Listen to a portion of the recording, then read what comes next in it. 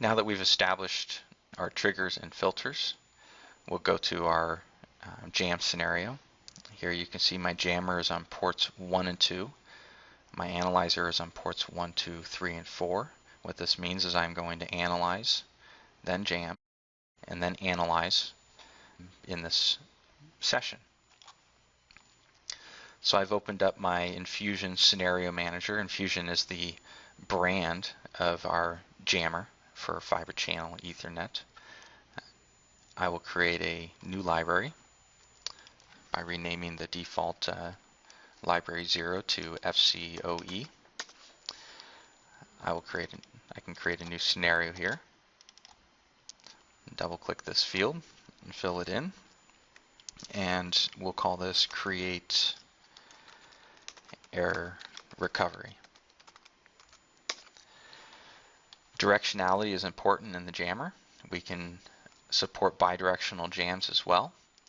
In this case, we're going to select a jam in the direction of towards P2, P4, P6, or P8. We're only using P2 in this case, which our initiator is attached to, and open up sequence 1.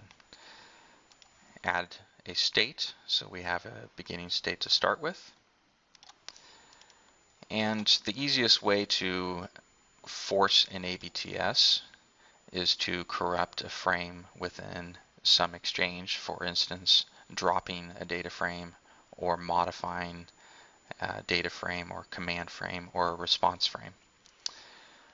Under FCP, I have a few options here: FCP Information Unit, SCSI, and FCP Task Management. We're going to choose FCP Information Unit. Move the screen to the right so we can see the entire title. And we're going to specifically drop a data frame. So I drag this into state 0. You can see the Ethernet type is FCoE. Any starter frame, it is solicited data under our control. It's SCSI FCP under type. And we're just going to maintain this as a generic data frame that we're going to drop. The X's in the current screen specify don't cares, or generic values that the state machine will pass through, and any value within those fields will qualify as an event for this jammer scenario. The question marks mean the same thing, but instead of bytes, they are bit size fields in that position. And on the left hand side is the actual bit or byte positions for the selection in the middle and right hand windows. Again, directionality is important, so we will select from P2, P4, P6, P8. Again, we're using P2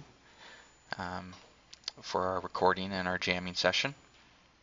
We have a counter here if we wanted to modify or delete more than one of these events. The SierraNet state machines are very powerful, and if it's required to jam back-to-back events, this is possible with the SierraNet M408 in particular.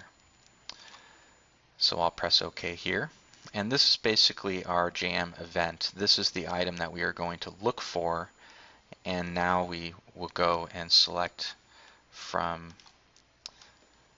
the action menu what we are going to do to this frame. We have several options here. Since this is a data frame, I can impair it in various ways. There's also a couple other important functions we'll come back to in a moment here under the Basic tab.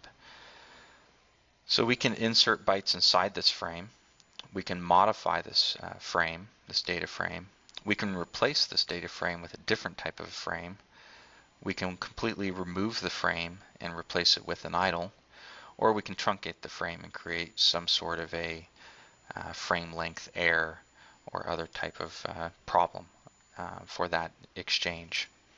In this case, what we'll do is we will modify this frame. We will monitor this, so that way the SierraNet will output a text file alerting the user as to the state of the jam scenario or jam session.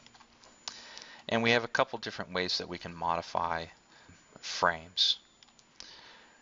We can change the frame to a different type of frame using an event in the pattern library on the left, which is an identical library to the analyzer trigger menu, the jammer event menu, and then now this pattern menu in the modify frame window. If we want to modify the frame beyond the first 52 bytes, we can increase this to modify into the payload if desired by increasing the packet length in the window that my mouse is selecting now. We can simply change the CRC. In this case, we'll type in DEAD BEEF, dead beef. We can modify the EOF and replace it with hex or some other known end of frame delimiter. We can invert fields, insert invalid CRC as an example, and we can modify the FCS, either recalculating it to make it correct given some jam events within the payload itself or the header area. We can replace it with hex to actually modify it in a negative way, the FCS that is, or we can insert an invalid FCS automatically for you. In this case, we're not going to modify the FCS. In the middle screen, we can modify anything from the destination to source address. For instance, sending this frame to the wrong destination intentionally, and then observing the error recovery capabilities of the DUT. We can change the type of frame. We can modify the exchange context from originator of exchange or responder of exchange. We can modify the priority and sequence ID, sequence count, OXID, RXID, or even the parameter field. It's a very flexible system and with many ways to create error injection and error recovery scenarios. So we're going to just simply leave this at modifying the CRC. We'll replace it with hex dead beef and press OK.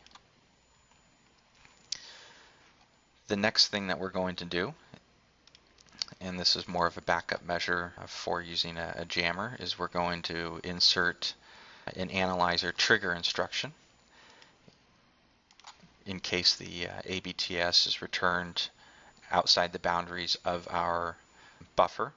This will allow us to determine that the jam is correct before we increase the buffer size for another run if that were to occur. So I'm going to trigger the analyzer after the first occurrence of modifying this data frame. I'm going to monitor this, and then I'm going to branch to a new destination state. And this is good common practice for using multi-state mechanisms in analyzer triggers and filters and also jammers. By transferring to another state, we can then look for something simple such as a symbol. Any symbol will do. We'll look for the first symbol. It doesn't matter in terms of directionality in this particular case, because we're going to use this symbol to identify the point at which we want to stop the analyzer and jammer scenario. So we're going to put the stop scenario here at the bottom. The reason why we create a separate state for stop scenario is to avoid any race conditions in the jammer state machines where we have multiple items in a single state. For instance, if I deleted the stop scenario and inserted it into state 0, this would create a race between modifying the FCP data frame, triggering the analyzer, and stopping the scenario, and potentially stopping the scenario before the intended action has been completed. So this is good common practice for any type of hardware-based error injection.